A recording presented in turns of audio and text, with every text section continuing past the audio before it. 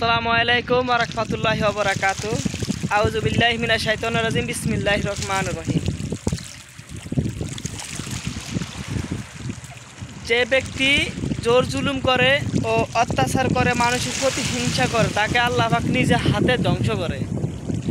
তো ধ্বংসের একটা মূল উদ্দেশ্য হলো আমার কথাটা যে এই সেই লোহিত সাগর, এই সাগরে যে ফিরআউনকে মারা হয়েছে আল্লাহ পাক যে মুসা আলাইহিস সালামের মাধ্যমে ওনাকে খুব অত্যাচার করছে, খুব জুলুম করছে, খুব মানে নিরীহভাবে অত্যাচার করছে, মানুষের প্রতি খুব জুলুমকারী করছে।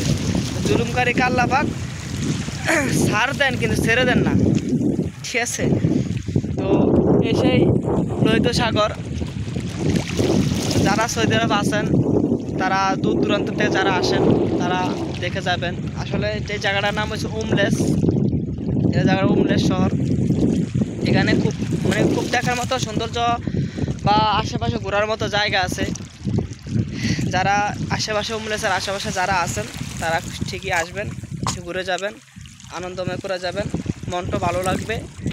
আর সবাই 5 ওয়াক্ত নামাজ পড়বেন, রোজা করবেন। এখন রোজার মাস, আল্লাহ পাক যেন সবাইকে সবার সুস্থতা দান করে, সকল মানুষের কবর আযাব মাফ করে।